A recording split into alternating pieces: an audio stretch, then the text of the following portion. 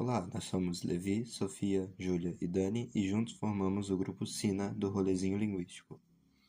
Em nossa pesquisa, analisamos o uso da primeira pessoa do plural na oralidade de baixo monitoramento, ou seja, procuramos entender como nós nos referimos à primeira pessoa do plural em uma conversa casual, usando o pronome nós ou o pronome a gente.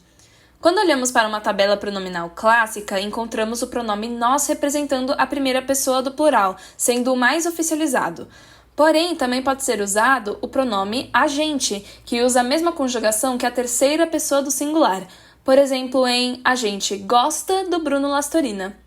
Que foi, gente? Só seria mentira se disséssemos, sei lá, a gente gosta de hieróglifos. Desculpa, Pedro. O uso de agente costuma ser associado à informalidade, enquanto o uso de nós é visto como mais formal. Por esse motivo é difícil, por exemplo, achar o pronome agente em livros, artigos ou qualquer texto planejado, como até mesmo o roteiro dessa apresentação, se vocês tiverem reparado.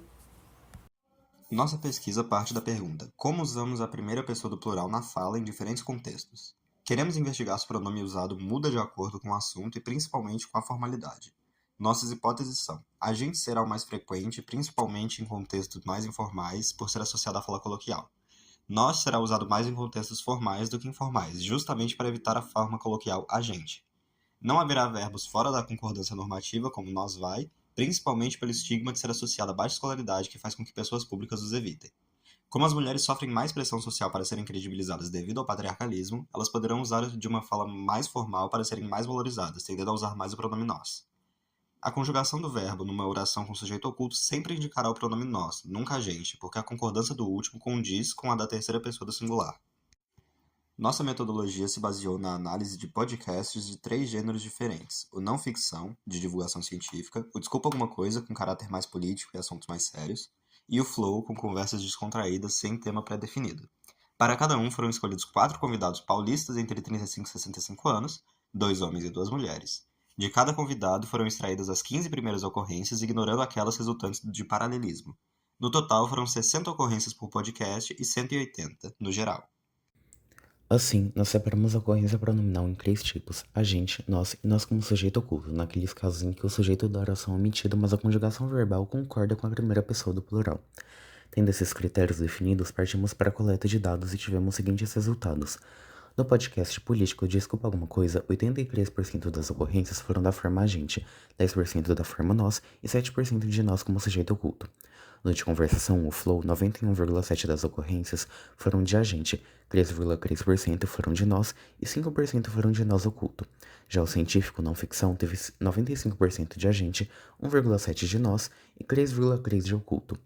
O uso excepcionalmente baixo do nós no podcast científico, do qual era esperado maior formalidade, levantou a discussão acerca dos motivos para isso ter acontecido, e nós concluímos que a provável explicação para isso foi o fato de que, apesar de esperar-se mais formalidade de um especialista falando sobre sua área, o meio de comunicação e o fato do apresentador estar na mesma hierarquia acadêmica que os entrevistados contribuíram para a diminuição da formalidade da interação. Além disso, nos chamou a atenção que um dos entrevistados quebrou uma longa sequência de agentes, não de James Bond, para falar de nós em um discurso direto que se referia ao movimento social. Isso nos levantou uma dúvida. Se o agente é usado para tudo, o nós, que é mais incomum, pode ser mais motivado por contextos específicos? Para isso, nós fizemos levantamento de dados dos grupos referidos pelo pronome nós e tivemos os seguintes resultados. No podcast político, 60% das ocorrências de nós eram de cunho social, 10% empresarial e 30% de outros, como se referindo às pessoas presentes ou a contextos não específicos, por exemplo.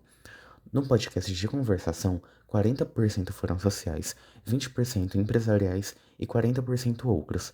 Por fim, no científico, 67% foram sociais e 33% outros, sem ocorrência de empresariais. Em média, 56% das ocorrências de nós foram em contexto social, 10% empresarial e 34% em outros contextos, o que é um indício de que, de fato, nós aparece mais frequentemente se referindo à sociedade. Por fim, em relação aos dados, a forma nós só foi usada uma vez por uma falante feminina, o que tem implicações que a Júlia vai discutir agora. Com base nesses dados, tivemos algumas respostas inesperadas às nossas hipóteses, mas vamos chegar lá. Primeiro, a suposição que o agente seria mais presente em cenários de conversação ou descontraídos realmente se confirmou. Porém, seu uso se estendeu para contextos que, teoricamente, exigiriam formalidade. Por isso, nós consideramos a segunda hipótese incorreta, já que a formalidade não foi o fator determinante para o uso de nós, mas sim, como discutido, o grupo referido. A concordância verbal com o pronome esteve sempre presente, conforme o que se era esperado. Quanto à hipótese de que as mulheres tenderiam a ser mais formais e, portanto, usariam mais a primeira pessoa do plural, as ocorrências demonstraram que tal afirmação, dentro das limitações da nossa pesquisa, estava equivocada. Não só não houve essa tendência, como o uso de agente foi ligeiramente maior entre as entrevistadas mulheres, de modo geral. O sujeito oculto sempre concordou com nós, usando inclusive em contextos semelhantes ao do nós falado explicitamente, sendo assim correta a hipótese 5. Estendendo nosso campo de pesquisa para o futuro, é possível comparar o alto e o baixo monitoramento, na intenção de descobrir quanto o grau de monitoramento afetaria a fala. Também poderíamos comparar as formas de falar de uma mesma pessoa em diferentes contextos. Por fim, poderíamos comparar os níveis de hierarquia entre os falantes para entender a forma como isso pode mudar a escolha do pronome.